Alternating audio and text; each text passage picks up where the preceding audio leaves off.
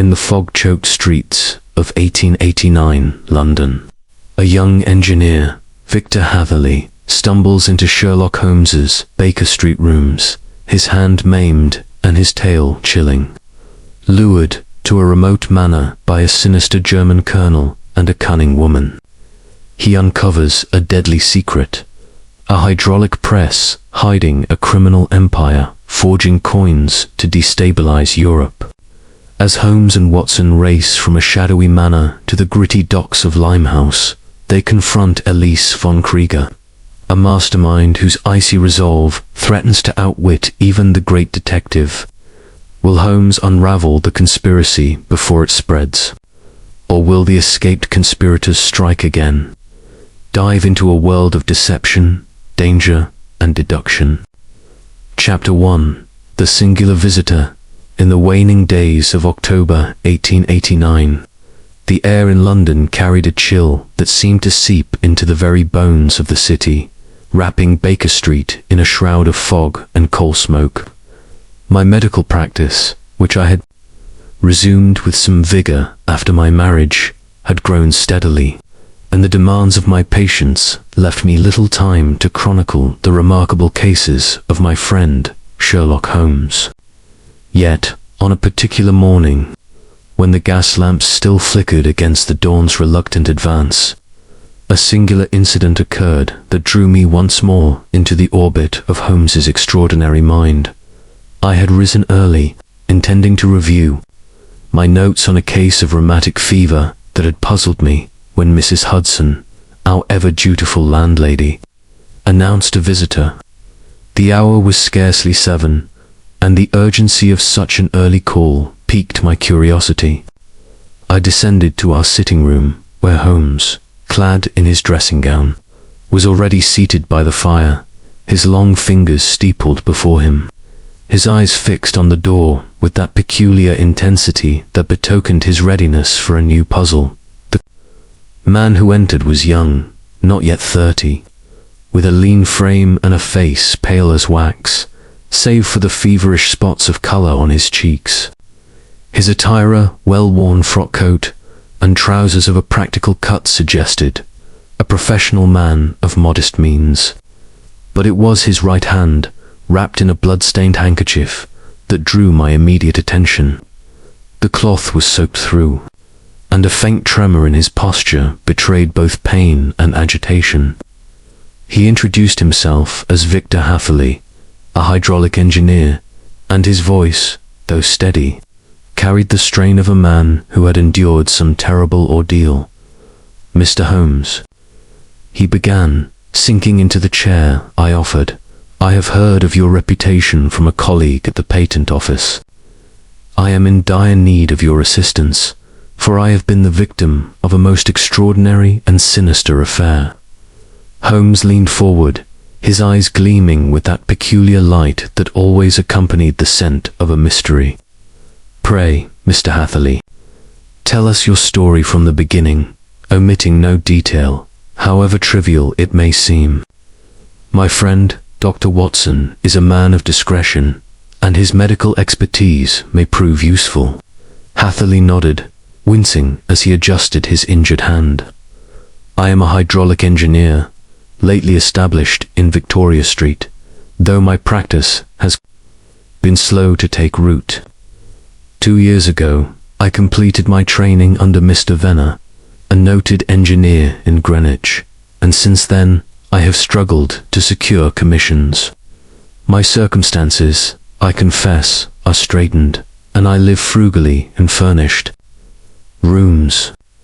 Yesterday evening, at about 6 o'clock, a man called at my office, a gentleman of military bearing who introduced himself as Colonel Lysander Stark. Holmes's eyebrows lifted slightly, and he made a note in the small pocketbook he always kept at hand.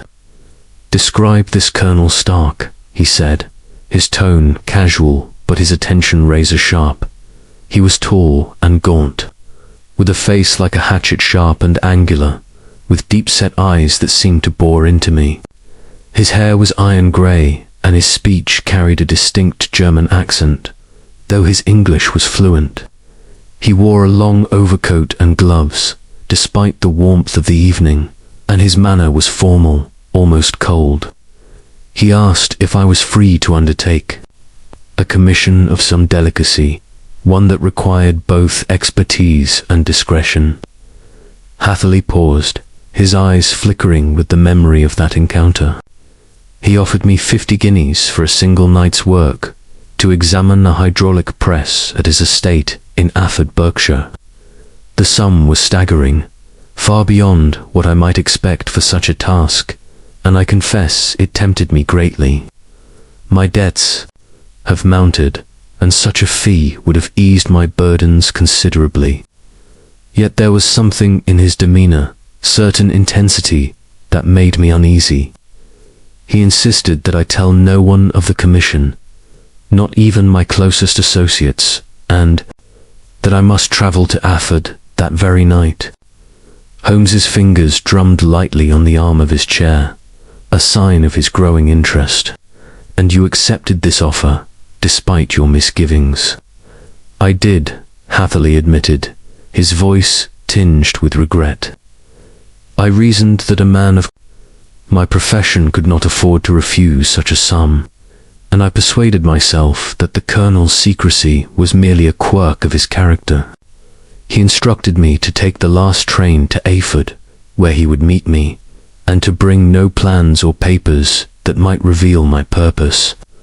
I closed my office, returned to my lodgings to pack a small bag, and made my way to Paddington Station. I glanced at Holmes, expecting some comment, but he remained silent, his eyes fixed on Hatherley with an intensity that suggested he was already constructing a theory. The young engineer, oblivious to the scrutiny, continued his narrative, his words tumbling out as if the act of recounting might ease his distress. The train to Afford was nearly empty, save for a few late travellers, and I had ample time to reflect on the strangeness of my situation. I am not a man given to fancy, Mr. Holmes, but as the train rattled through the darkened countryside, I felt a growing sense of unease. The Colonel's insistence on secrecy, his foreign accent, the isolation of Afford seemed to conspire against my peace of mind. Yet I clung to the thought of the 50 guineas and the opportunity to prove my skill. Holmes interrupted, his voice low and precise. Did Colonel Stark provide any details about the hydraulic press, its make, its purpose, or its condition? Hatherley shook his head. He was vague, saying only that it was used to compress fuller's earth, a clay employed in certain industrial processes. He claimed the press had developed a fault that threatened his business, and he required an expert opinion to restore it. I pressed for details, but he evaded my questions, saying I would understand all when I saw the machine. His reticence troubled me, but I attributed it to the proprietary nature of his work. Fuller's earth, Holmes murmured, his eyes narrowing. A curious choice. Pray, continue. Hatherley drew a deep breath, his injured hand trembling slightly as he adjusted the handkerchief. I arrived at Afford Station shortly before midnight. The platform was deserted, save for a single figure, Colonel Stark, standing beneath a gas lamp. His presence was even more imposing in the dim light, his long shadow stretching across the platform like some spectral guardian. He greeted me curtly and led me to a closed carriage waiting outside. The windows were covered with heavy curtains, and I could see nothing of our route. The journey seemed endless, the silence broken only by the creak of the carriage and the occasional grunt from the driver. Did you note any sounds or landmarks that might indicate your destination? Holmes asked, his tone betraying a keen interest in the smallest details. I tried, Hatherley replied, but the curtains were fastened tight, and the road was rough, making it impossible to judge our direction. I heard the distant bark of a dog, and, once, the tolling of a church bell, but nothing more distinct.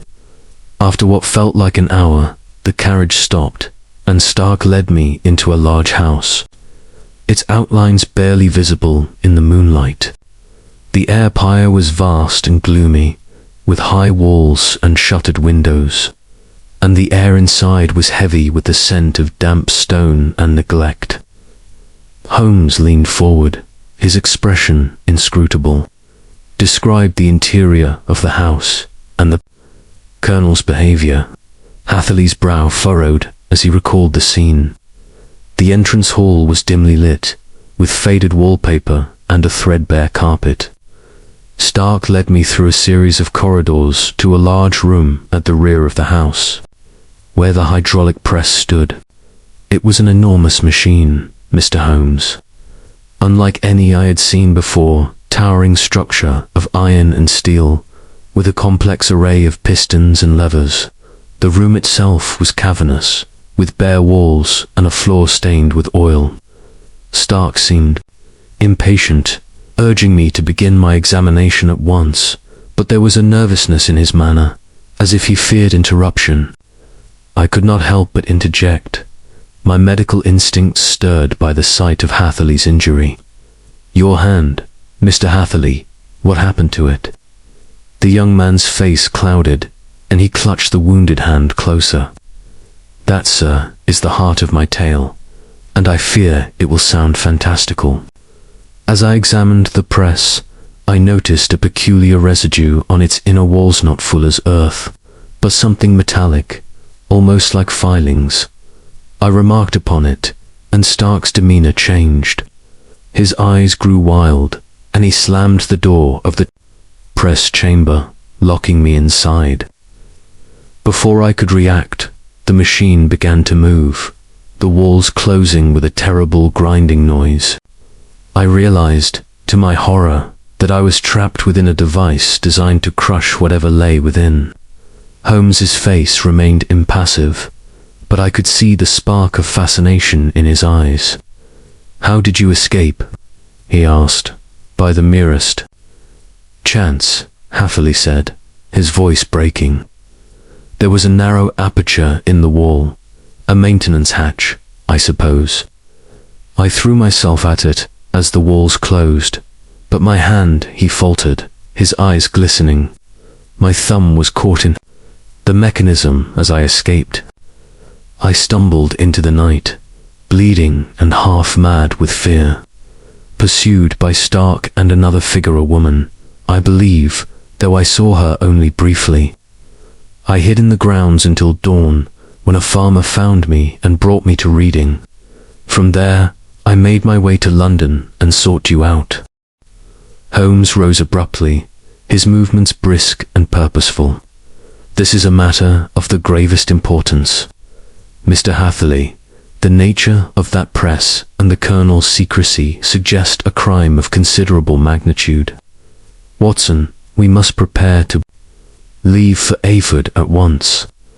I shall send a telegram to Inspector Bradstreet to meet us there." I turned to Hatherley, my medical instincts overriding my curiosity. "Your hand must be properly attended to. I shall dress it before we depart, and we shall arrange for a surgeon to examine it upon our return."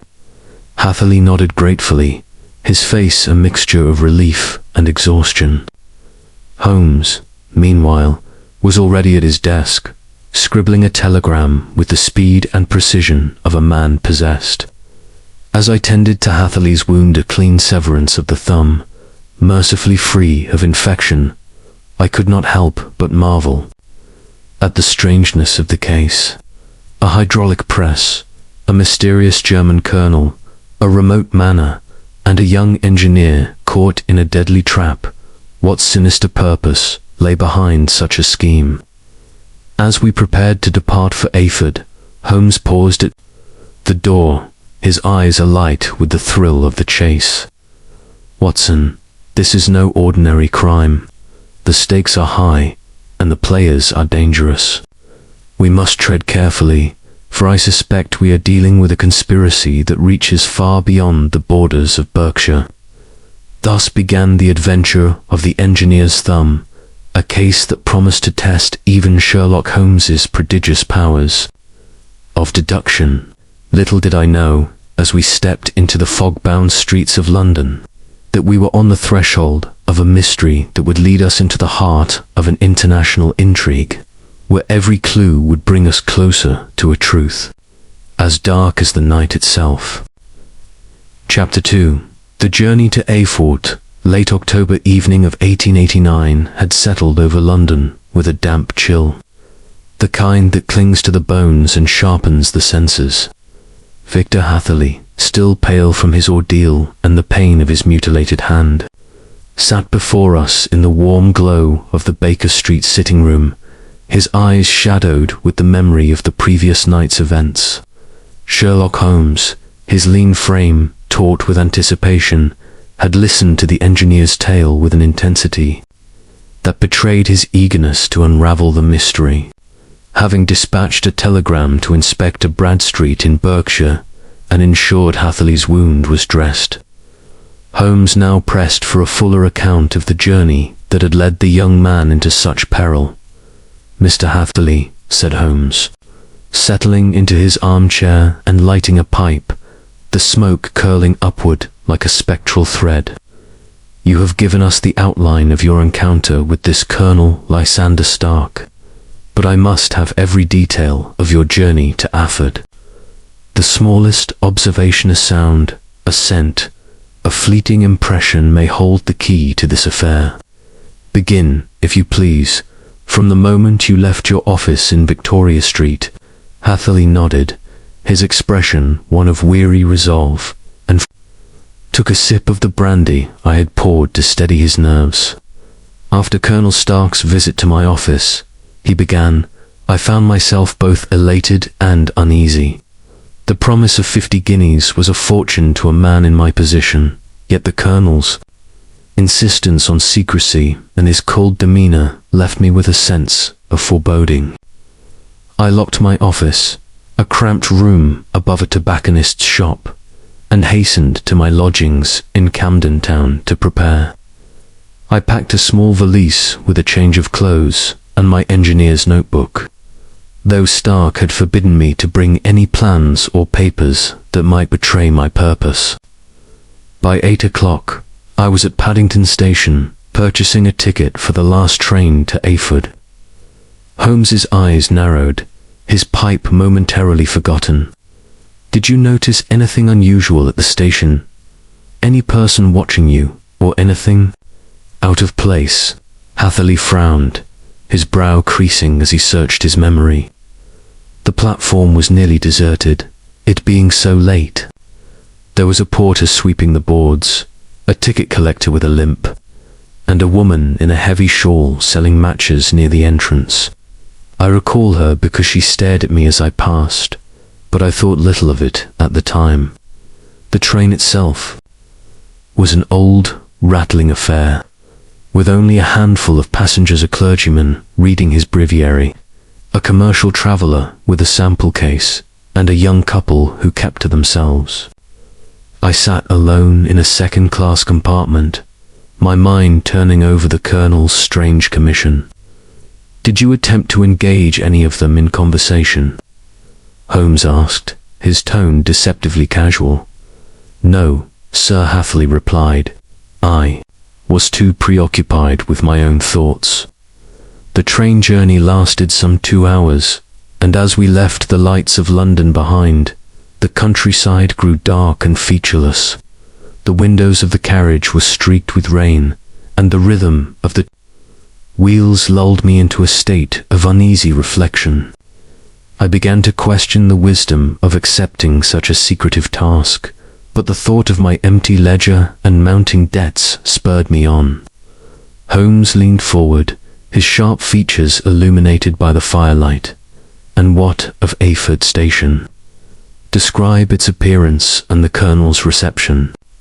Hatherley's voice grew quieter, as if the memory itself carried a weight. Eyford Station was little more than a wooden platform with a single gas lamp casting a feeble glow. The surrounding country was flat and marshy, with the silhouettes of trees looming like spectres in the mist. As the train pulled away, I found myself alone, save for a tall figure standing at the far end of the platform.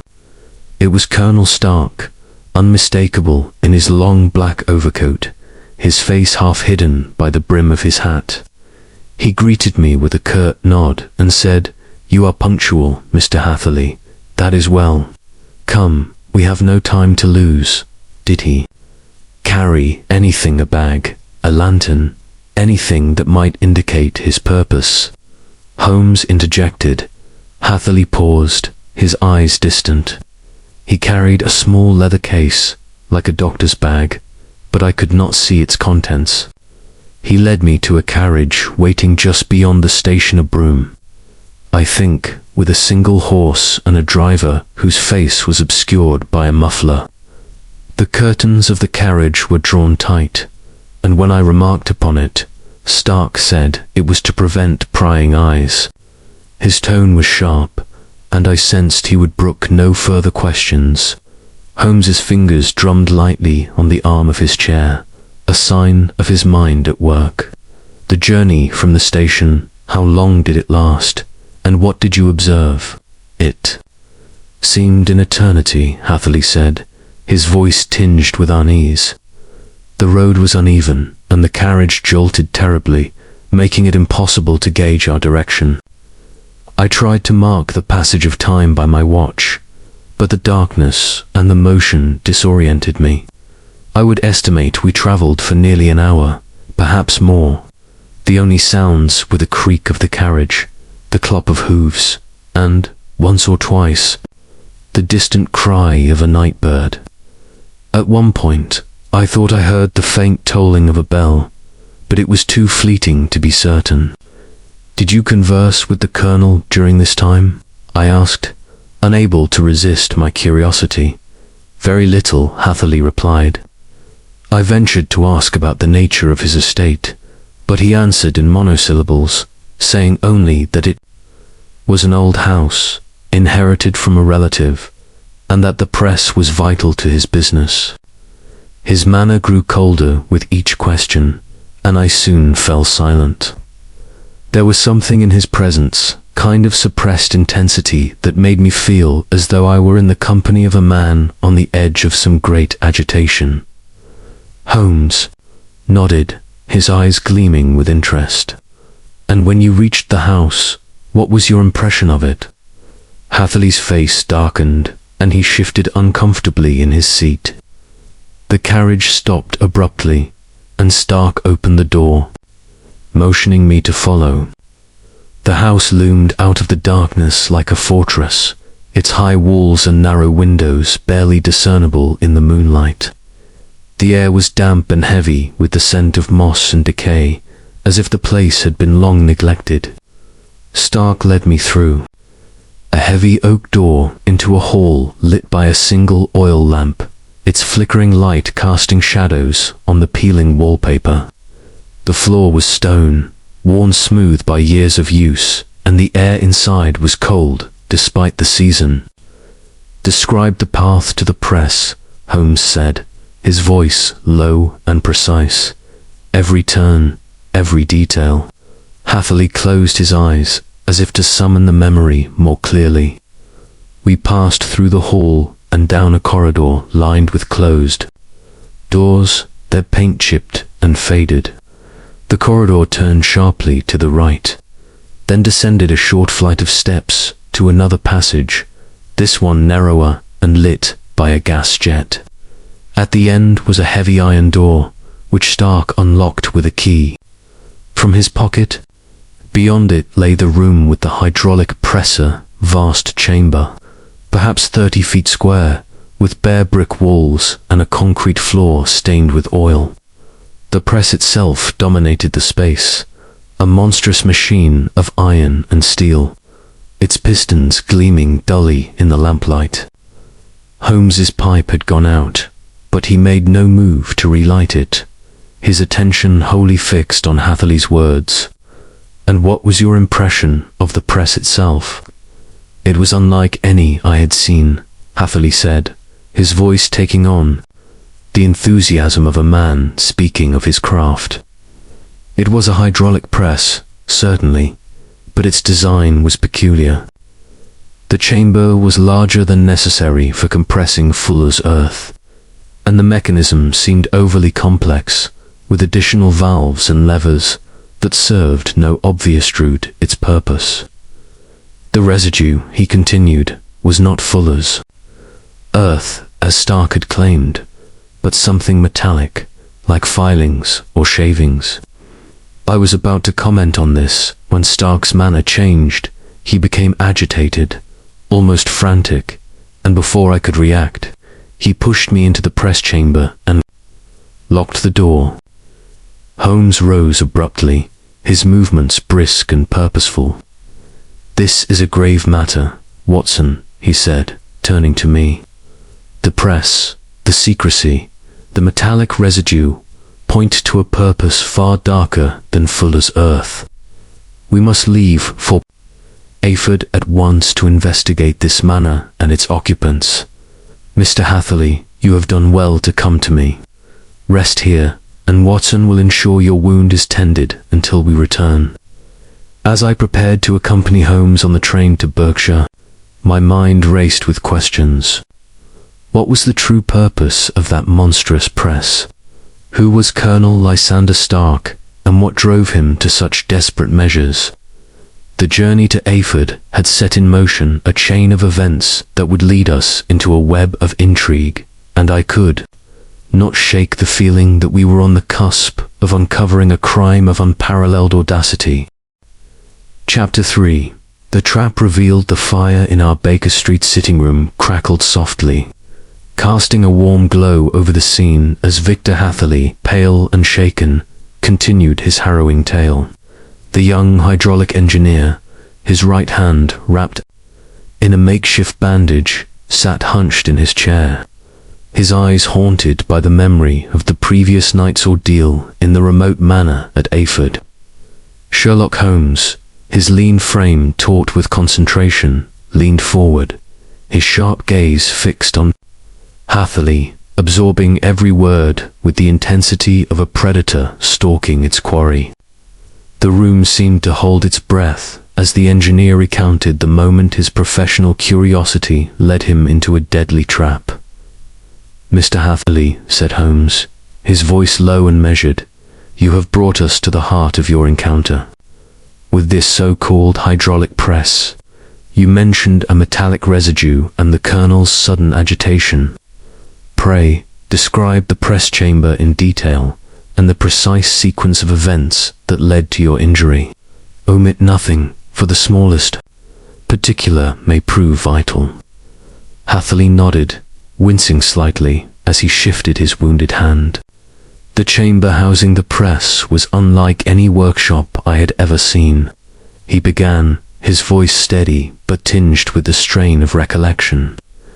It was a large, square room, perhaps 30 feet across, with walls of rough brick and stained with damp.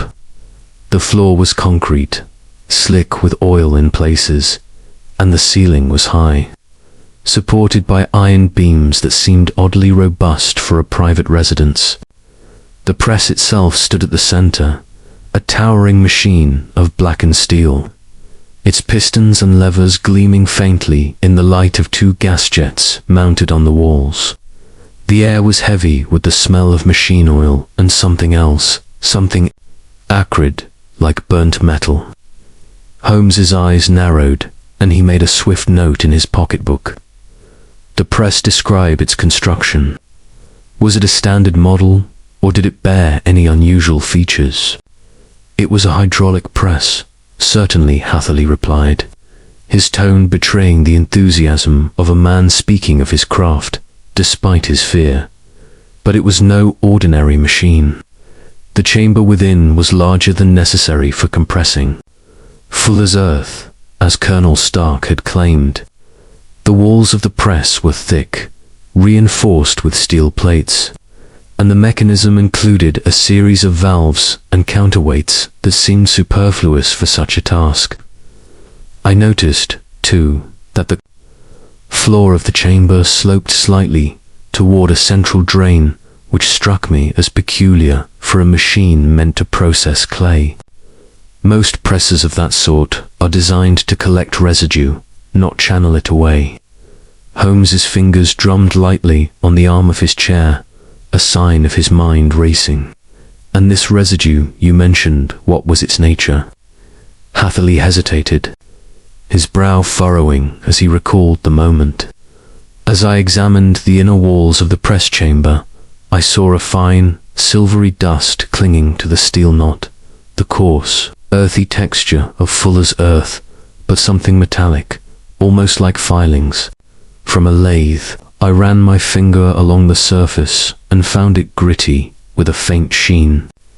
I remarked to Colonel Stark that this was not the residue of clay, and his reaction was immediate and alarming.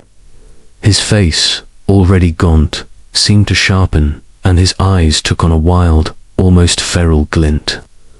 "You ask too many questions, Mr. Hatherley," he said, his German accent more pronounced in his agitation. Before I could respond, he seized my arm and pushed me into the press chamber.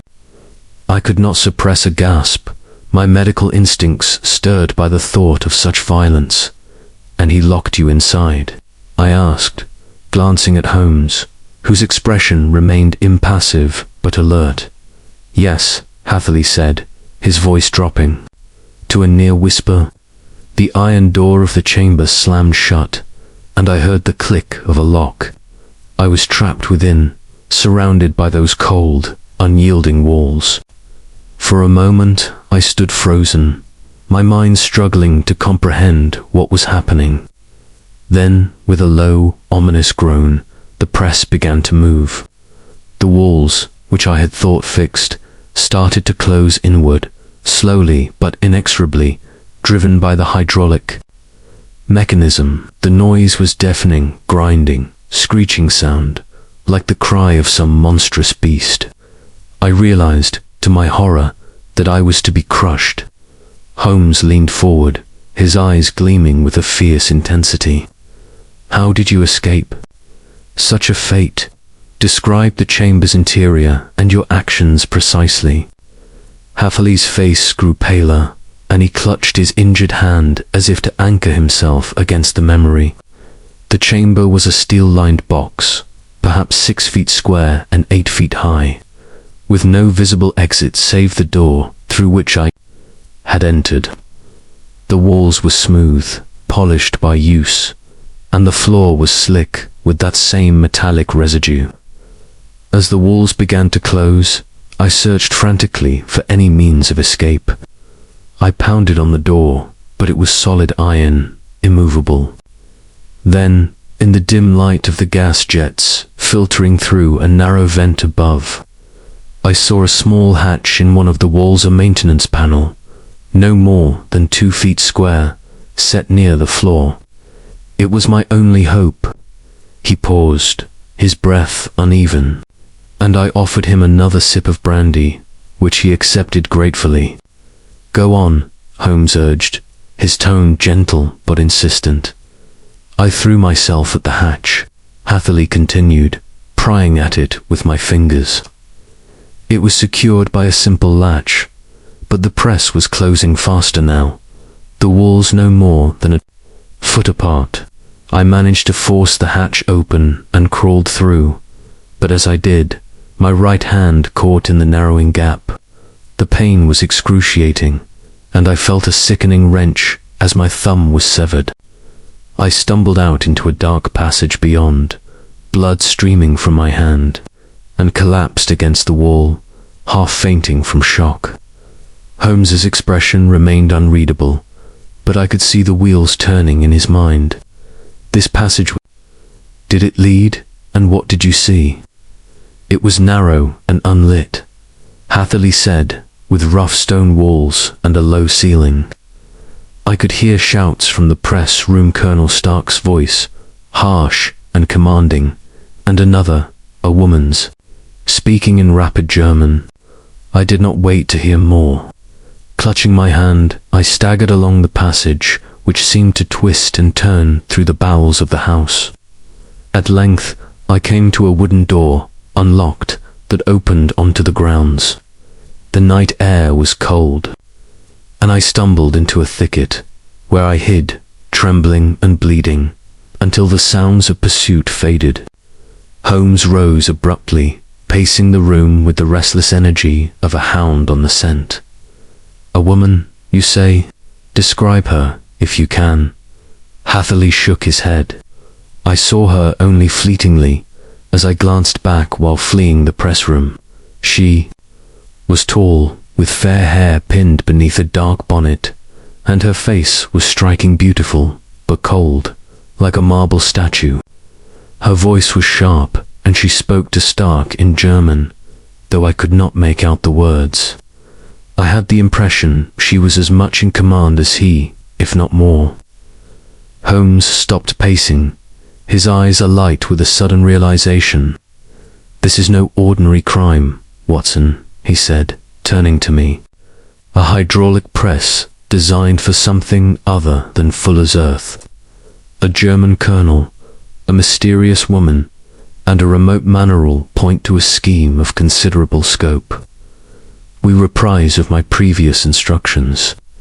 The residue, the oversized press, the secrecy. Mr. Hatherley has stumbled upon a criminal enterprise, and we must act swiftly to uncover it." I looked at Hatherley, whose face was a mask of exhaustion and pain. "What could they be doing with such a machine?" I asked, unable to contain my curiosity. Holmes's lips curved into a grim smile. "That, Watson, is what we shall discover in Ayford. The metallic residue suggests something far more valuable than clay. Perhaps the minting of counterfeit coins or the processing of stolen metals. But we must see the press ourselves. Mr. Hatherley, you will remain here under Watson's care. Until we return, I shall arrange for a surgeon to attend to your hand." As Holmes prepared to depart, I tended to Hatherley, ensuring his wound was properly bandaged. The engineer's tale had stirred a sense of dread in me, for the calculated cruelty of the trap suggested a mind both cunning and ruthless. Holmes, however, was in his element, his mind alight with the challenge of a mystery that promised to unravel a web of crime. As we made ready to catch the next train to Ayford, I could not shake the feeling that we were stepping into a shadow far deeper than we yet understood, and that the trap revealed to Hatherley was but the first thread of a far greater conspiracy. Chapter 4. A narrow escape. The dim glow of the Baker Street fire cast long shadows across the room as Victor Hatherley, his face ashen and his bandaged hand trembling, reached the climax of his extraordinary narrative.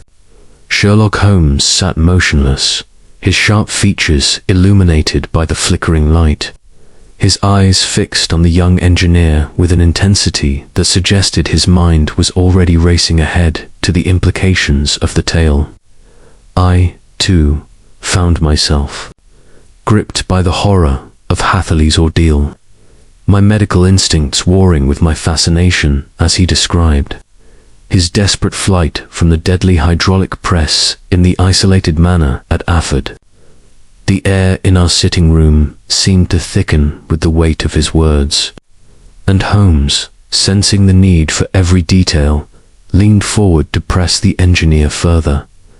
"Mr. Hatherley," said Holmes, his voice calm but edged with urgency, "you have escaped a fate that few could have survived. The passage through which you fled, describe it again, and tell us precisely how you evaded your pursuers. The smallest observation may prove critical." Hatherley took a shuddering breath, his eyes distant as he relived the terror of the previous night. "The passage beyond the maintenance hatch was narrow and dark," he began, his voice low and halting. "The walls were rough stone, damp to the touch, and the ceiling so low that I had to stoop as I stumbled forward. My hand was bleeding heavily, the pain almost blinding, but fear drove me on. I could hear Colonel Stark's voice echoing from the press room, shouting orders in German, and the woman's voice sharp and commanding, urging him to pursue me. The passage twisted sharply, branching into what seemed a maze of corridors, though I had no time to consider my direction. My only thought was to find a way out. Holmes's fingers steepled before him, his expression one of intense concentration. Did you notice any features of the passage doors, alcoves, or signs of use? Hatherley frowned, his brow creasing, as he searched his memory. There were doors, yes, but they were locked or too heavy to open in my state. The passage was littered with debris, broken crates, bits of metal, as if it had been used to store materials. At one point, I passed a small alcove with a pile of sacks, and I considered hiding there, but the sound of footsteps behind me was too close. I pressed on until I reached a wooden door, its hinges rusted but mercifully unlocked. It opened onto the grounds of the manor, and I stumbled into the night, the cold air a shock after the stifling passage. "What are the grounds?" Holmes asked, his tone precise. "Describe the terrain, the surroundings, anything that caught your eye." The manor stood in a hollow, surrounded by dense thickets and overgrown hedges, Hatherley replied. The ground was soft, almost marshy, and I nearly lost my footing as I ran. The moon was obscured by clouds, but I could make out the silhouette of the house, its high walls and shuttered windows looming like a prison.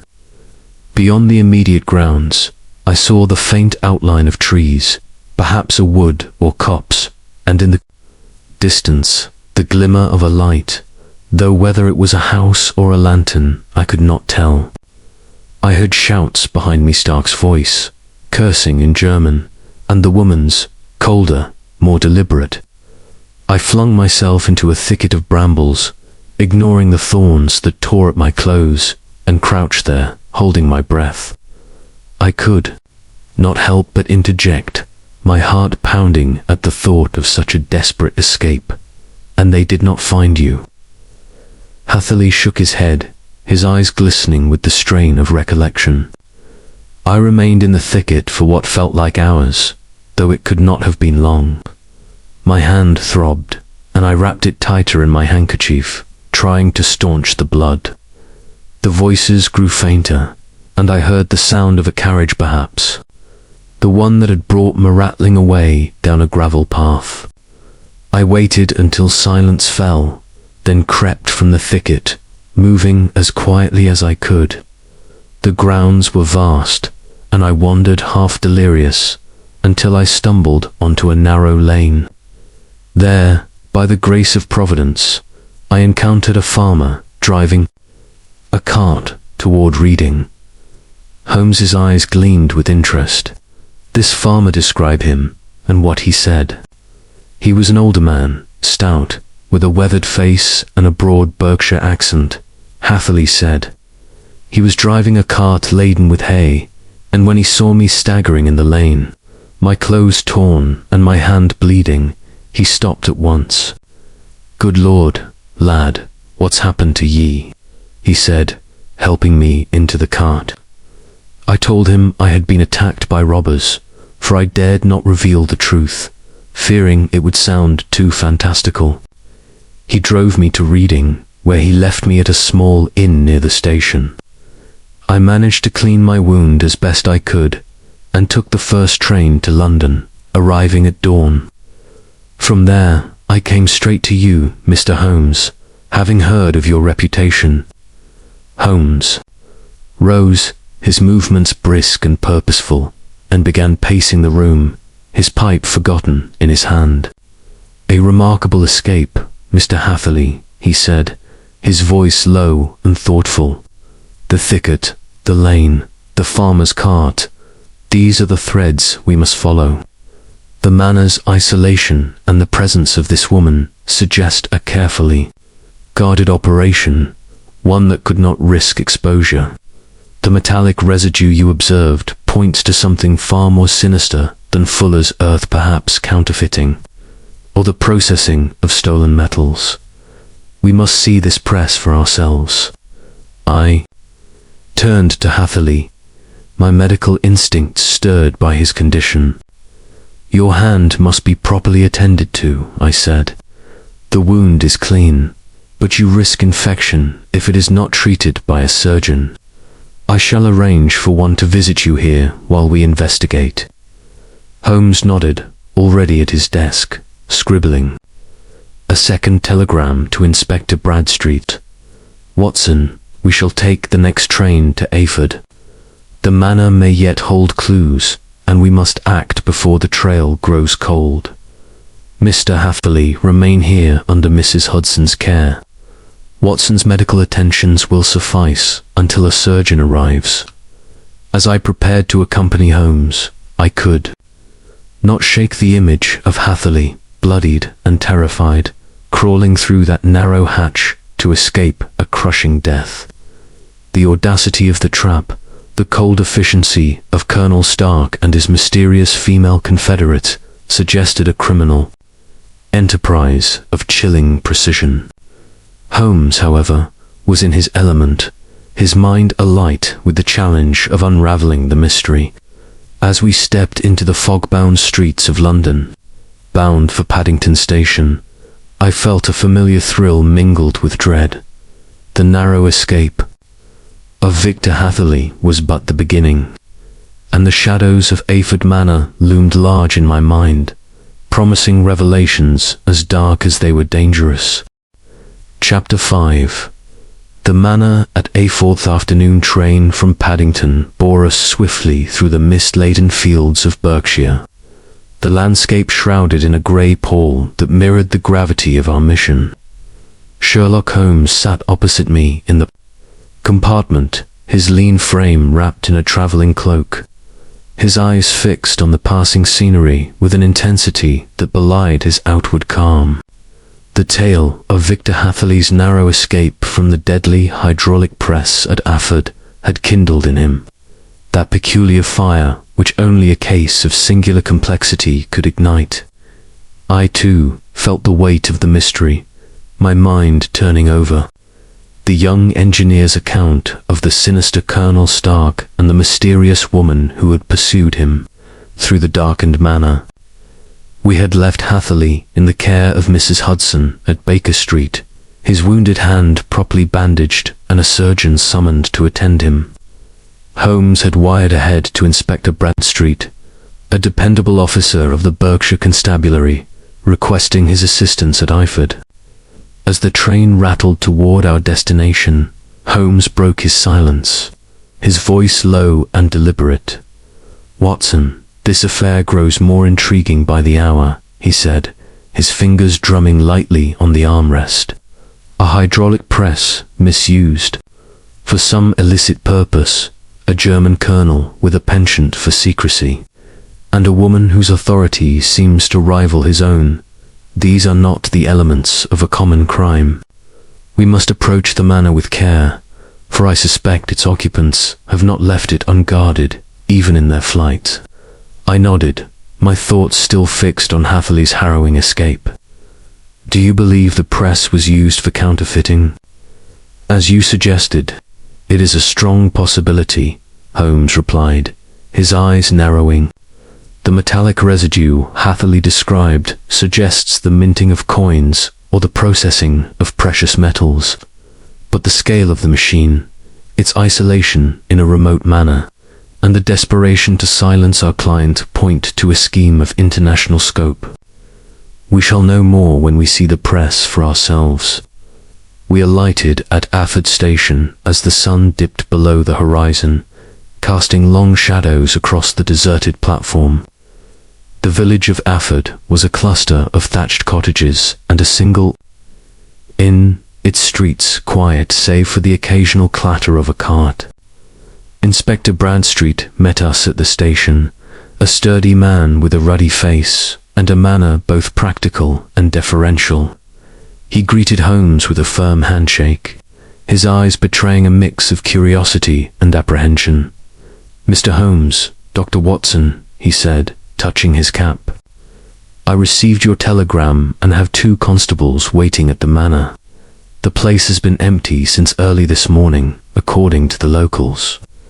A carriage was seen leaving at dawn, heading toward Reading, but no one could identify the occupants."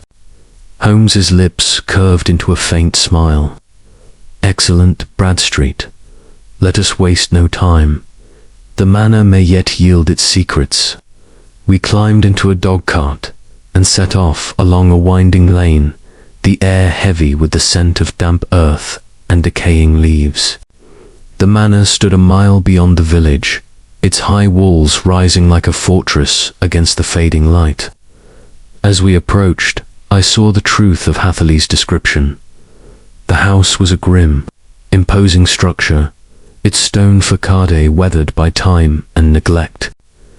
The windows were shuttered, and the iron gate at the entrance hung slightly ajar, as if abandoned in haste. A chill ran through me, not from the evening air, but from the sense of malevolence that seemed to emanate from the place. Constables, 2 young men with lanterns, awaited us at the gate. Holmes paused to examine the ground, his lens in hand, noting the fresh ruts of carriage wheels in the mud. "A heavy vehicle," he murmured, "and in a hurry. Note the depth of the tracks. Watson, our quarry, fled with considerable baggage." We entered the manor through the oak door Hatherley had described, its hinges creaking ominously. The entrance hall was as bleak as the engineer had recounted, with peeling wallpaper and a stone floor worn smooth by years of use. Holmes moved, with the precision of a bloodhound, his lantern casting sharp beams of light as he traced Hatherley's path through the corridors. We descended a short flight of steps to a narrow passage, its walls damp and its air thick with the smell of mildew. At its end stood the iron door to the press room, its surface pitted with rust but still formidable. Holmes examined the lock, his fingers tracing its contours. "Forced open," he said, pointing to fresh scratches around the keyhole. "Someone has been here since Hatherley's escape, perhaps to remove evidence." We pushed open the door, and the sight within took my breath away.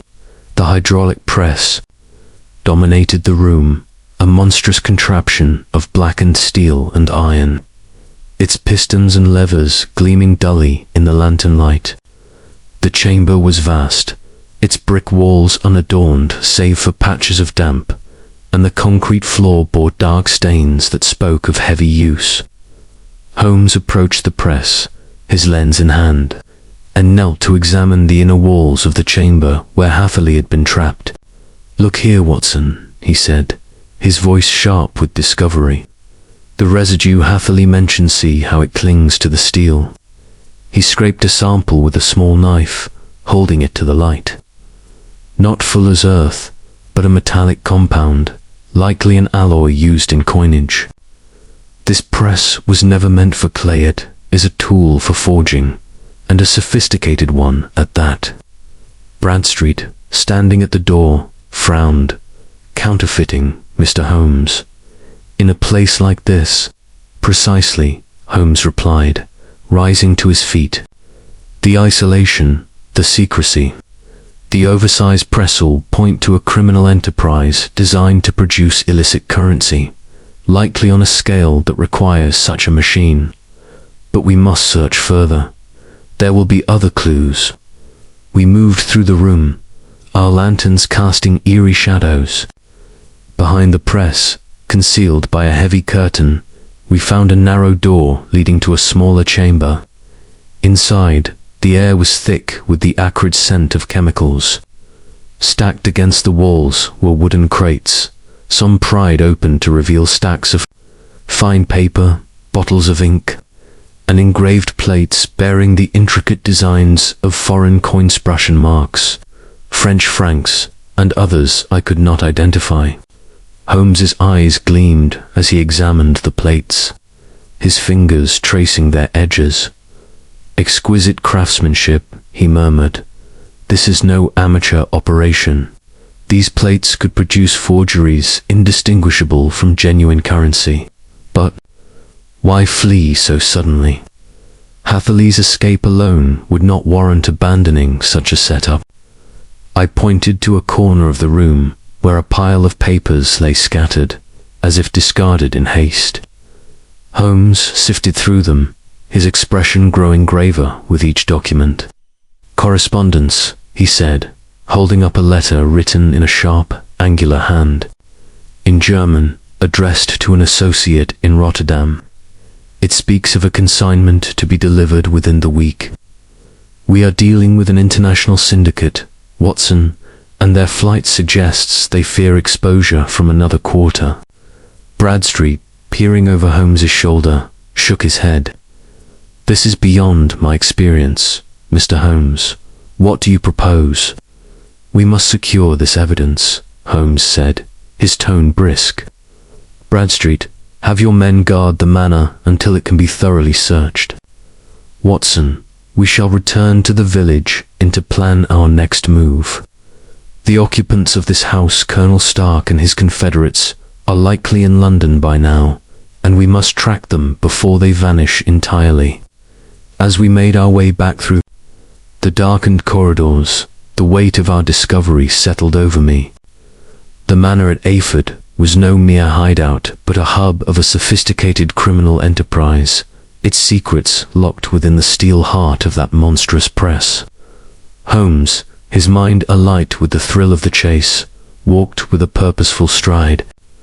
But I could not shake the feeling that we were treading on the edge of a precipice, where one full step could plunge us into danger as deadly as the trap that had claimed Hatherley's thumb. Chapter 6. The woman's role, the chill of the Berkshire evening, clung to us as we left the grim manor at Ayford. Its silent walls and sinister hydraulic press now under the watchful guard of Inspector Bradstreet's constables, Sherlock Holmes.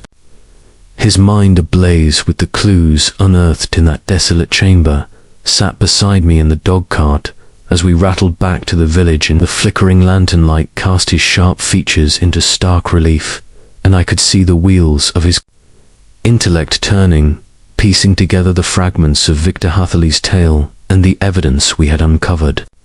The discovery of the counterfeiting plates and the cryptic letter hinting at a Rotterdam connection had confirmed Holmes's suspicion of an international criminal enterprise. But it was the mention of the mysterious woman, heard but barely seen by Hatherley, that seemed to occupy his thoughts most keenly as we settled into the inn's modest parlour, a fire crackling in the grate to ward off the damp. Holmes drew out the letter we had found, its angular German script stark against the coarse paper. This woman, he said, his voice low and thoughtful, is no mere accomplice. Hatherley's description of her voice-commanding authoritatives suggests a role far greater than that of a subordinate, and this letter, addressed to Elise, confirms it. She is a linchpin in this operation, Watson, and we must understand her if we are to unravel the full scope of this conspiracy. I leaned forward, my curiosity piqued. What does the letter reveal, Holmes? You mentioned Rotterdam, and a consignment.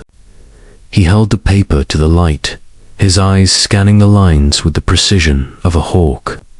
It is written in German, signed only with the initial L, which I take to be Lysander Stark's mark. It speaks of a rendezvous in London to arrange the delivery of a consignment to a contact in Rotterdam within 3 days. The tone is urgent, almost panicked, as if the writer fears some imminent threat. But what interests me most is the mention of Elise not as a subordinate, but as a partner whose approval is sought. Elise, we must act swiftly, it says, lest our work be undone. This is no ordinary confederate, Watson. She is a mind to be reckoned with. I frowned, recalling Hatherley's fleeting glimpse of the woman. Hatherley described her as tall, fair-haired, with a cold beauty. Could she be the mastermind behind the operation? Holmes's lips curved into a faint, enigmatic smile. Possibly. Or she may be an equal partner to Stark, wielding influence through intellect rather than force. Her presence in the manor, issuing orders alongside him, suggests a role of significant authority. We must learn more of her identity and her motives. The counterfeiting operation is clear enough. Those plates and the metallic residue point to the production of forged coins, likely gold or silver, intended for circulation abroad. But the haste of their flight, abandoning such valuable equipment, implies a deeper fear. Someone or something has alarmed them. We ordered a simple supper from the innkeeper, a stout woman who eyed us with curiosity but asked no questions. As we ate, Holmes spread out his notebook, jotting down observations, with his usual meticulous care. "Let us reconstruct the scene," he said, his voice brisk. "Hatherley is lured to Afford under the pretext of examining a press for Fuller's Earth. His expertise threatens to expose the true purpose of the machine counterfeiting. When he remarks on the metallic residue, Stark and this Elise panic, locking him in the press to eliminate the threat. His escape, though costly, forces their hand, and they flee the manor before dawn. But why not destroy the evidence? Why leave the plates and papers behind?" I ventured a guess, my mind still grappling with the audacity of the scheme. Perhaps they believed Hatherley would not survive to tell his tale, or they lacked the time to dismantle the operation. Holmes nodded, but his expression was skeptical. Possible, but unlikely. The letter suggests they were already planning to move the consignment, perhaps anticipating exposure from another source. Role is Kishi may be the link to the Rotterdam contact, or even to a broader network. "We must return to London at once, Watson. The trail leads there, and I suspect we shall find our answers in the city's underbelly." We retired early, intending to catch the first train back to London in the morning. As I lay in the inn's narrow bed, the events of the day swirled in my mind, the looming manor, the sinister press, and the shadowy figure of Elise, whose cold voice had haunted Hatherley's escape. Sleep came fitfully, and I was roused at dawn by Holmes, already dressed and impatient to depart. The journey back to Baker Street was swift, the morning sun cutting through the fog as we reached the bustling capital. Holmes wasted no time retreating to his chemical corner to analyze the metallic residue he had scraped from the press. I busied myself checking on Hatherley, who was resting comfortably under Mrs. Hudson's care, his wound attended by a surgeon I had summoned. By midday, Holmes emerged from his experiments, his face alight with a grim satisfaction. "The residue is an alloy of gold and copper, Watson," he said, holding up a small vial of glittering dust. "Precisely the composition used in certain European coins. This confirms our theory the press was used to mint forgeries, likely for distribution through Rotterdam. But we need more. Elise is our key, and I have a suspicion of her identity." He crossed to his shelves, pulling down a thick volume from his meticulously indexed collection of criminal records. "Elise von Krieger," he said, his finger tracing a page. "A name that has surfaced in connection with several European. Frotzer, woman of German extraction, known for her beauty and cunning. She has evaded capture for years, operating under aliases across Berlin, Vienna, and Amsterdam. If this is our Elise, we are dealing with a formidable adversary." I felt a chill at the thought of such a figure. "What is our next step, Holmes?" He closed the book with a snap, his eyes gleaming with resolve. We must find her in London. I have already set my irregulars to work, scouring the docks and lodging houses for a woman matching Hatherley's description. The letter mentioned a rendezvous, and I suspect it will take place in one of the city's less savoury quarters, Limhouse, perhaps, or Whitechapel. We shall dine lightly and prepare for a night's work. As evening fell, Holmes donned a rough disguiser, docker's cap, and a tattered coat, and we set out for the East End. The streets of Limehouse were a labyrinth of narrow alleys and flickering gas lamps, the air thick with the stench of the river and the cries of hawkers. Holmes moved with the assurance of one familiar with such places, his eyes scanning every shadow. At a dingy boarding house on Narrow Street, one of his irregulars, a sharp-eyed lad named Wiggins, awaited us. "She's been seen, Mr. Holmes," Wiggins whispered, pointing to a window where a faint light glowed. Tall woman, fair hair, speaking German to a man in a long coat. They went inside not an hour ago. Holmes's face hardened. "Well done, Wiggins. Stay out of sight and keep watch." He turned to me, his voice low. "Watson, we are close. Elise von Krieger, if it is she, is within our grasp. But we must be cautious. This woman is as dangerous as she is clever." As we approached the boarding house, the weight of the mystery pressed upon me. The woman's role, so briefly glimpsed by Hatherley, now loomed large, a thread that might lead us to the heart of a criminal empire.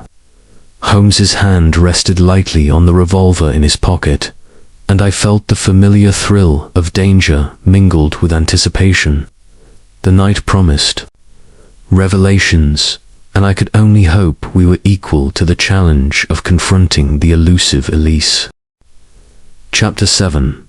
The trail to London. The morning train from Ayford carried us back to the smoke and clamour of London, the rolling fields of Berkshire giving way to the sprawling chaos of the metropolis.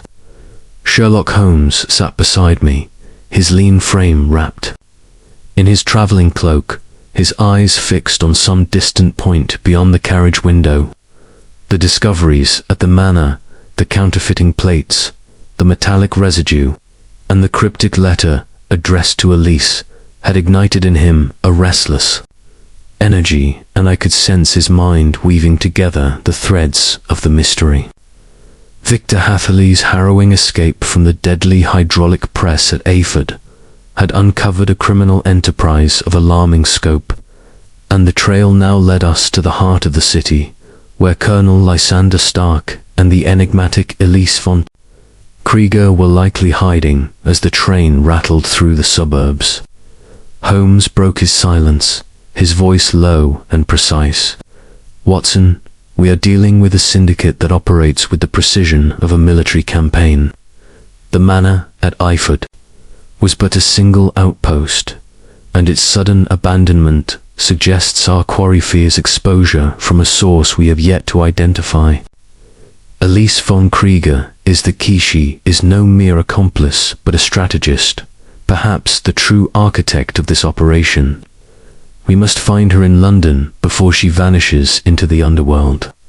I nodded, my thoughts still lingering on the grim machinery of the press and Hatherley's mutilated hand.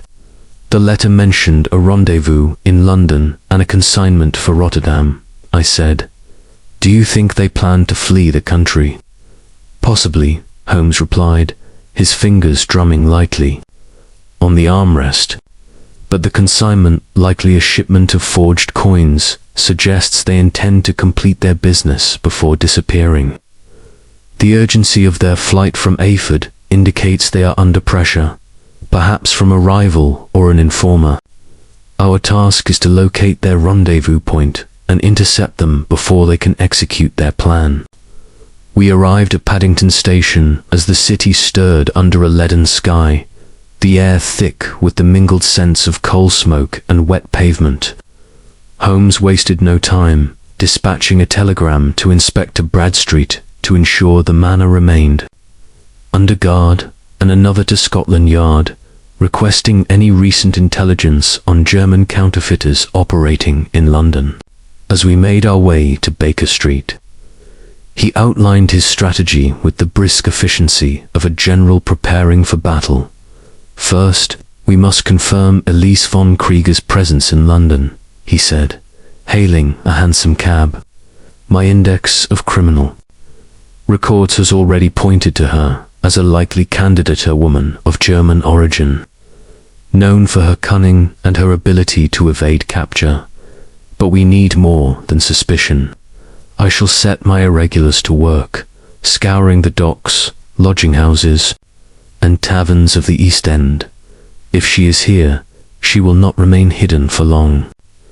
Back at Baker Street, we found Hatherley resting comfortably, his wound tended by the surgeon I had summoned. He was pale but composed, and he greeted us with a mixture of gratitude and anxiety. "Have you found them, Mr. Holmes?" he asked, his voice trembling. "The Colonel and that woman, they meant to kill me. I'm certain of it." Holmes placed a reassuring hand on his shoulder. "We are close, Mr. Hatherley. The manor has yielded valuable clues, and we are now pursuing your assailants in London. Rest here, and Watson will ensure your needs are met." I escorted Hatherley to a spare room, where Mrs. Hudson had prepared a bed, and returned to find Holmes at his chemical table, analyzing the metallic residue from the press. "Gold and copper, as I suspected," he said, holding up a vial of glittering dust. "This alloy is consistent with the composition of certain European coins, particularly Prussian marks. The press was used to mint forgeries on an industrial scale, and the consignment mentioned in the letter is likely the final batch, destined for Rotterdam." He crossed to his shelves, pulling down a worn volume from his criminal archives. "Elise von Krieger," he mused, flipping through the pages. "She has been linked to frauds in Berlin, Vienna, and Amsterdam, always operating under aliases Adler, Madame de Vigny, the Countess von Stoll. Her beauty and intellect make her a formidable adversary, but her weakness is her need for control.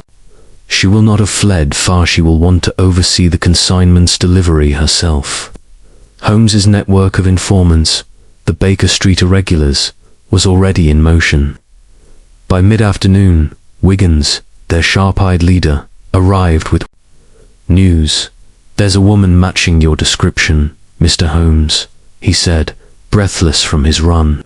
"Tall, fair-haired, speaking German, seen at a boarding house in Limehouse, near the docks. She was with a man in a long coat, and they were talking about a ship sailing tonight." Holmes's eyes gleamed with the thrill of the chase.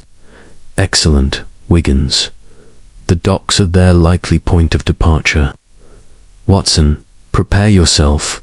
We shall visit Limehouse this evening, but we must tread carefully. Elise von Krieger is not a woman to be underestimated." As dusk settled over London, Holmes donned a disguiser docker's cap and a threadbare coat, his face smudged with soot to blend with the riverfront crowds. I followed, my revolver tucked discreetly in my pocket, my nerves taut with anticipation. The streets of Limehouse were a maze of narrow alleys, their cobblestones slick with river mist. The air was heavy with the stench of tar and fish, and the flickering gas lamps cast long shadows that seemed to writhe with menace. We moved silently, guided by Wiggins, who led us to a dilapidated boarding house on Narrow Street, its windows curtained and its door guarded by a burly man with a scarred face. Holmes paused in the shadows, his eyes scanning the building. "There," he whispered, pointing to a second-floor window where a faint light glowed. "That is where we shall find her.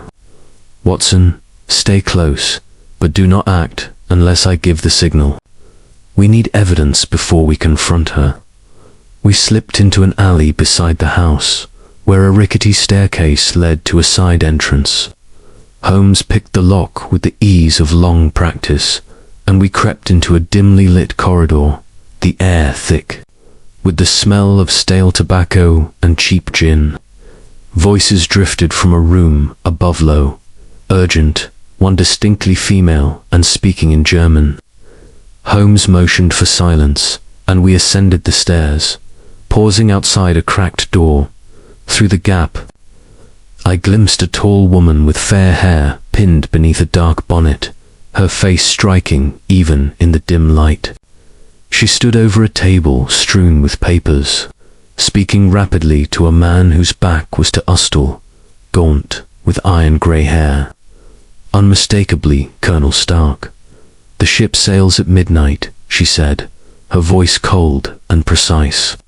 "The consignment is ready, but we must ensure no one follows. Hatherley's escape was a mistake we cannot repeat." Holmes's hand tightened on my arm, his eyes blazing with triumph. "We have them, Watson," he whispered, "but we must act swiftly. Return to Wiggins and summon Bradstreet's men. I shall keep watch here." I hesitated, reluctant to leave him alone, but his expression brooked no argument. I retraced our steps, finding Wiggins in the alley and sending him to fetch the police. As I waited, my heart pounded with the knowledge that we were closing in on a quarry as dangerous as any Holmes had faced. The trail to London had led us to the heart of the conspiracy, and the woman's role, Elise, von Krieger's role, was now clear. She was no mere confederate, but a mastermind, orchestrating a scheme that threatened to flood Europe with forged currency. The night was young, and the game was afoot, but I could not shake the feeling that our pursuit was leading us into a trap as cunning as the one that had nearly claimed Hatherley's life. Chapter 8. The Confrontation. The fog-laden streets of Limehouse, shrouded in the damp chill of a late October night in 1889, pulsed with the restless energy of London's underbelly. Sherlock Holmes and I stood in the shadowed alley beside the dilapidated boarding house on Narrow Street, where the faint glow of a second-floor window betrayed the presence of our quarry. The voices of Elise von Krieger and Colonel Lysander Stark, overheard through the cracked door, had confirmed their plan to ship a consignment of forged coins to Rotterdam that very night. Holmes, his lean frame taut with anticipation, had sent me to summon Inspector Bradstreet's men while he kept watch, his eyes gleaming with the thrill of a chase nearing its climax. My heart pounded as I rejoined him, the weight of our discovery pressing upon me like the fog itself. "Watson," Holmes whispered, his voice barely audible above the distant cries of dock workers and the lapping of the Thames. "Bradstreet's men are on their way. We must act swiftly to secure evidence before our quarry slips away. Elise von Krieger is no ordinary criminal. She will not hesitate to kill if cornered." I nodded, my hand resting on the revolver in my pocket, its cold steel a reassuring anchor in the uncertainty of the moment. The alley was narrow, its cobblestones slick with mist, and the boarding house loomed above us, its warped timbers creaking in the night wind. The scarred man guarding the front door had vanished, perhaps summoned inside, leaving our path momentarily clear. Holmes, still in his docker's disguise, led the way up the rickety staircase we had used earlier, his movements silent and deliberate. We paused at the second-floor landing, where the low murmur of voices continued from behind the door. Holmes pressed his ear to the wood, his expression one of intense concentration. "They are preparing to leave," he murmured. "I hear the rustle of papers and the clink of metal, likely the coins. We cannot wait for Bradstreet. We must confront them now." Before I could protest, he eased the door open, revealing a cramped room lit by a single oil lamp. Elise von Krieger stood at a table, her fair hair catching the light as she packed documents into a leather satchel. Her face, as Hatherley had described, was strikingly beautiful but cold, her eyes sharp, with calculation. Colonel Stark, gaunt and angular, stood beside her, counting stacks of gold-colored coins that gleamed dully in the lamplight. A third figure, a burly man with a sailor's cap, was loading crates near the window, his movements hurried. Holmes stepped into the room, his revolver drawn but held low. "Good evening, Fräulein von Krieger," he said, his voice calm but edged with steel. "And Colonel Stark, I presume. I suggest you remain still. My friend Dr. Watson and I have questions. And the police are not far behind." Elise's head snapped up, her eyes narrowing as she assessed Holmes. For a moment, I thought she might bolt, but her lips curved into a faint, defiant smile. "Mr. Sherlock Holmes," she said, her German accent crisp and unyielding, "I have heard of you. You are meddling in matters beyond your understanding." Stark's hand twitched toward his coat, but Holmes raised his revolver slightly, and the colonel froze. "Do not be foolish, Colonel," Holmes said. "Your operation is exposed. The press at Ayford, the plates, the alloy residual point, to a counterfeiting scheme of remarkable ambition. The consignment you plan to ship tonight will not reach Rotterdam." The sailor, startled by Holmes's entrance, dropped a crate, and the clatter of metal echoed through the room. Elise's gaze flickered to him, her voice sharp as she barked an order in German.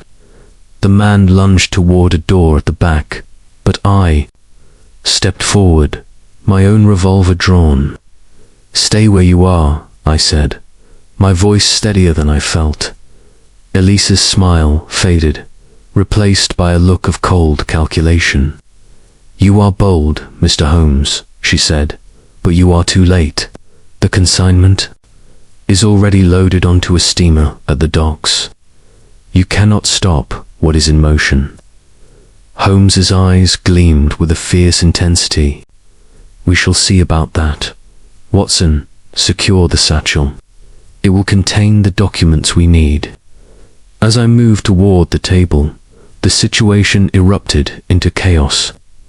Stark, with a cry of rage, drew a pistol from his coat and fired, the shot grazing Holmes's shoulder.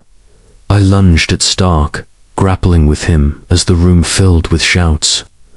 Elise seized the satchel and darted toward the back door, her movements swift and graceful. Holmes, ignoring the blood seeping through his sleeve, sprang after her, but the sailor barreled into him, knocking him against the wall. I wrestled Stark to the floor, my military training serving me well as I pinned his arms. "Holmes," I shouted, but he was already on his feet, pursuing Elise down a narrow staircase leading to the rear of the building. The sailor, seeing his masters in peril, fled through the window, clambering down a drainpipe into the alley below.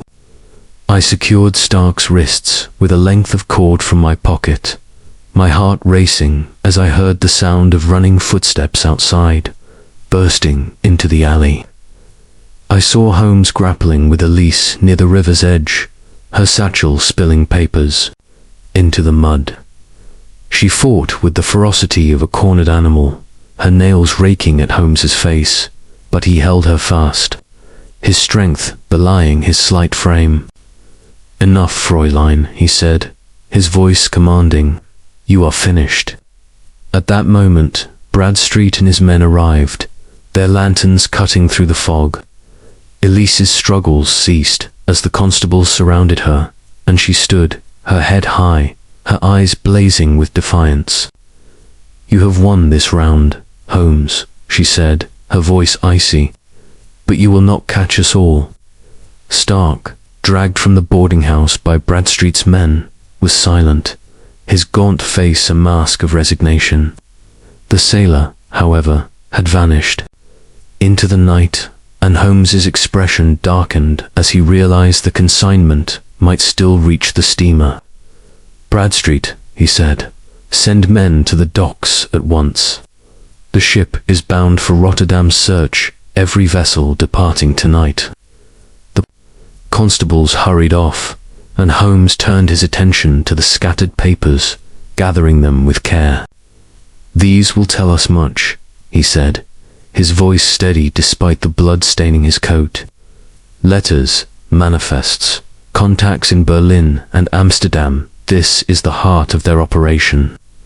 As Elise and Stark were led away in handcuffs, I tended to Holmes's wound, a shallow graze that would heal with time. "You took a risk, Holmes," I said, my voice thick with relief. "She could have killed you." He smiled grimly, his eyes still fixed on Elise's retreating figure. "She is a formidable woman, Watson, but her ambition betrayed her. The confrontation has given us what we need to dismantle their syndicate, though I fear the sailors' escape may cost us the consignment." We returned to the boarding house, where Bradstreet's men were cataloguing the crates of forged coins, thousands of Prussian marks and French francs, crafted with a precision that spoke of Elise's meticulous planning. The papers revealed a network spanning half of Europe, with agents in Rotterdam, Berlin, and beyond. Yet, as we made our way back to Baker Street, the fog seemed to close in around us, a reminder that Colonel Stark's Confederates remained at large, and the full scope of their scheme was yet to be uncovered. Chapter 9. The aftermath. The fog of Limehouse had lifted by the time Sherlock Holmes and I returned to Baker Street in the early hours of the morning, the weight of the night's confrontation still heavy upon us. The capture of Elise von Krieger and Colonel Lysander Stark had been a triumph, yet the escape of their sailor accomplice and the uncertainty surrounding the Rotterdam-bound consignment cast a shadow over our success. Holmes, his shoulder bandaged from the graze of Stark's bullet, sat by the fire in our sitting room, his eyes fixed on the papers we had seized from the boarding house. The flickering gaslight illuminated his sharp features, revealing a mind still wrestling with the intricacies of the case. I settled into my armchair, weary but restless, my thoughts turning to Victor Hatherley, who remained under Mrs. Hudson's care, recovering from his ordeal. "Holmes," I said, breaking the silence, "we have struck a blow against their operation. But with the sailor at large and the consignment possibly en route to Rotterdam, can we call this a victory?" Holmes's lips curved into a faint, sardonic smile. "A partial victory, Watson," he replied, his voice low and thoughtful. "We have dismantled the heart of their London operation and secured evidence that will cripple their network. These papers," he gestured to the stack on the table, "detail contacts in Berlin, Amsterdam, and Vienna, as well as the logistics of their counterfeiting scheme. Scotland Yard, with my assistance, will pursue these leads. But the sailor's escape and the potential loss of the consignment are setbacks. We must trust Bradstreet's men to intercept the ship at the docks." He rose, pacing the room with his characteristic energy, the pain of his wounds seemingly forgotten. "Elise von Krieger was the linchpin," he continued. "Her intellect and audacity drove this enterprise. Stark, for all his menace, was her lieutenant, not her equal. Her defiance, even in custody, suggests she believes their network will endure without her. We must ensure it does not." I nodded, my mind still reeling from the night's events, the chaotic struggle in the boarding house, Elise's cold beauty, and the crates of forged coins that had nearly slipped through our grasp. "What of Hatherley?" I asked. "His courage in coming to you has set all this in motion, but at such a cost." Holmes paused, his gaze softening. The young engineer has suffered greatly, but his survival is a testament to his resourcefulness. His thumb is a small price to pay for exposing a syndicate that could have flooded Europe with counterfeit currency. I shall ensure he receives proper care and, if possible, some recompense for his loss. The morning brought news from Inspector Bradstreet, delivered by a breathless constable. The police had raided the docks and seized a steamer bound for Rotterdam, its hold containing crates of forged Prussian marks and French francs, matching those found in Limehouse. The sailor, however, remained at large, having slipped away in the chaos of the raid. Holmes received the news with a mixture of satisfaction and frustration, his fingers drumming on the table as he absorbed the details. "Bradstreet has done well," he said, "but the sailor's escape troubles me. He may yet carry word to their confederates abroad. I have cabled my contacts in Berlin and Amsterdam, alerting them to watch for any activity linked to this syndicate. The net is tightening, Watson, but it is not yet closed." Later that day, I visited Hatherley, who was recovering in a spare room at Baker Street. His wound was healing cleanly, thanks to the surgeon's skill, but his spirit bore the scars of his ordeal. "Dr. Watson," he said, his voice steadier than before, "I owe you and Mr. Holmes my life. Had I not come to you, I fear I would be dead, and their scheme would have gone unchecked." I reassured him, noting his resilience. "You've shown remarkable courage, Hatherley. Rest now, and let us handle the rest." Holmes is relentless when a case grips him. That evening, as the fire burned low, Holmes and I sat in companionable silence, the papers from Limehouse spread before us. He sifted through them, his eyes scanning the German script for further clues. "There is a name here," he said at length, "a contact in Berlin, Herr Dietrich. I suspect he is the next link in the chain.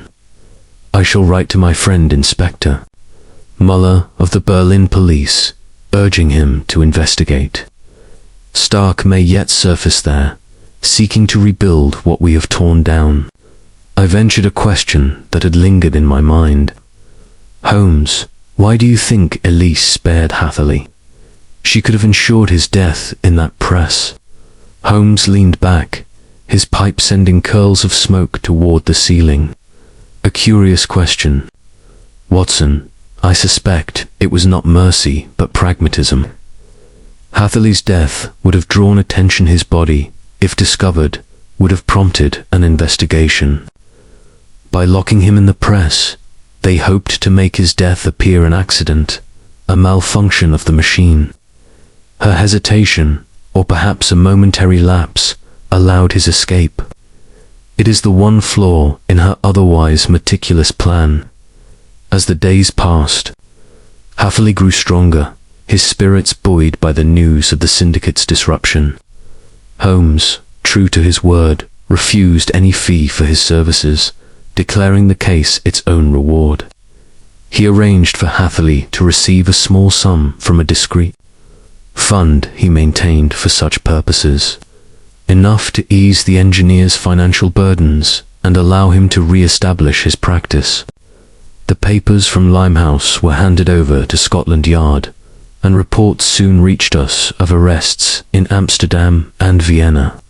As the network began to unravel under the pressure of international cooperation, yet, as we sat by the fire one evening, Holmes's mood was reflective rather than triumphant. "This case, Watson," he said, his voice soft, "reminds us that even the most brilliant minds can be undone by their own ambition. Elise von Krieger was a worthy adversary, but her need for control betrayed her. As for Stark, he remains a shadow, but I have no doubt we shall meet him again." I looked at him, the firelight casting his profile into sharp relief. "And the sailor, do you think he will resurface?" Holmes's eyes gleamed with a familiar spark. He will, Watson, and when he does, we shall be ready. For now, let us savor the quiet. The game is never truly over, but we have earned a moment's respite. The aftermath of the adventure of the engineer's thumb left me with a profound respect for Holmes's relentless pursuit of truth and a sobering awareness of the darkness that lurked beneath the surface of our world. The fire burned low, and as Holmes took up his violin, drawing from it a mournful air, I knew that this case, like so many others, would linger in my memory as a testament to his singular genius. Chapter 10. A final note.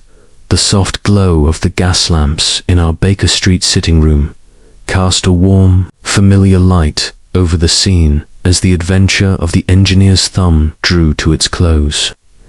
It was a crisp November evening in 1889, some weeks after the dramatic confrontation in Limehouse that had seen Elise von Krieger and Colonel Lysander Stark apprehended, their counterfeiting scheme exposed. Sherlock Holmes sat by the fire, his long fingers toying with the stem of his pipe, his eyes fixed on the flickering flames with a contemplative air. The papers from the boarding house, now safely in the hands of Scotland Yard, had set in motion a wave of arrests across Europe. Yet the escape of the sailor and the elusive shadow of Stark's broader network lingered in Holmes's mind, a puzzle. Not fully resolved, I, too, felt the weight of the case, my thoughts turning to Victor Hatherley, the young hydraulic engineer whose courage had brought this sinister affair to our door. He had returned to us that afternoon, his hand healed, though the loss of his thumb remained a stark reminder of his ordeal at Ayford. His face, once pale and haunted, now bore a cautious optimism, and he had come to express his gratitude before departing for a new commission in Birmingham. As we sat together, the memory of his tale and our subsequent pursuit filled the room like a quiet echo. Mr. Holmes, Dr. Watson Hatherley had said, standing in our sitting room with a newfound steadiness, I cannot thank you enough. Your interventions saved not only my life, but countless others from the consequences of that wicked scheme. I am starting anew in Birmingham, with a modest contract to design a pumping system for a factory. It is a small beginning, but I am determined to rebuild. Holmes had waved away the thanks with his characteristic nonchalance, his eyes gleaming with a rare warmth. Your part in this, Mr. Hatherley, was no small thing. It was your keen observation and resolve that set us on the path to unravel this conspiracy. I take no fee for such a case, it is its own reward. Hatherley's eyes had glistened with gratitude, and he clasped my hand firmly before departing, his figure disappearing into the fog-bound streets of London. Now, as Holmes and I sat alone, the silence was broken only by the crackle of the fire and the distant clatter of a hansom cab. I took up my pen to record the final notes of the case, knowing it would join the many chronicles of my friend's remarkable career. Holmes, I said, setting down my notebook, this affair has been one of the most extraordinary we've faced. The audacity of Elise von Krieger, the scale of their operation, do you think we've truly seen the end of it? He leaned back, his pipe sending a curl of smoke toward the ceiling. The end, Watson. No, I fear not. We have dealt a grievous blow to their syndicate, and Elise's capture will disrupt their plans for months, perhaps years. The arrests in Amsterdam and Vienna, prompted by the papers we recovered, have dismantled much of their network, but the sailor's escape and the absence of Colonel Stark suggests that some threads remain loose. Stark is a cunning man, and I suspect he will lie low, perhaps in Berlin, until the storm passes. I frowned, recalling the gaunt, menacing figure of the Colonel. Do you believe he will resurface? Holmes's eyes narrowed, a faint smile playing on his lips. He will, Watson, as surely as the tide returns. Men like Stark do not abandon their ambitions so easily. I have instructed my contacts in Berlin, Inspector Muller, chief among them, to watch for any sign of him. The consignment we intercepted at the docks was a significant loss, but such men have resources we have yet to uncover. For now, we must be content with what we have achieved. I glanced at the papers on the table, their German script, a reminder of the international scope of the crime, and Elise von Krieger. Her defiance, even in custody, was chilling. What drives a woman like that? Holmes's expression grew thoughtful, his fingers steepled before him. Elise is a rare creature, Watson, a mind as sharp as my own, but turned to darker ends. Her beauty and intellect made her formidable, but it was her ambition that betrayed her. She sought control, not merely of the counterfeiting operation, but of the entire syndicate. Her hesitation with Hatherley Weather, born of pragmatism or a fleeting scruple, proved her undoing. Yet I cannot help but admire her, in a way. She played a dangerous game and very nearly won. The firelight danced across his face, and I saw in his eyes a trace of that restless spirit that thrived on such challenges. You almost sound regretful. Holmes, I said, half in jest. He chuckled, a low, dry sound. Regretful, no, Watson. But every great adversary sharpens one's skill. Elise von Krieger was a worthy opponent, and her defeat has only honed my resolve for the next. The world is full of such puzzles, and I am never long without one. As I penned these final lines, Holmes took up his violin, drawing from it a slow, mournful air that seemed to weave together the threads of the case, the terror of Ayford, the pursuit through Limehouse, and the quiet triumph of Hatherley's survival. The adventure of the engineer's thumb had been a dark journey, one that revealed the depths of human greed and cunning. Yet it also showcased the resilience of a young man and the relentless genius of my friend.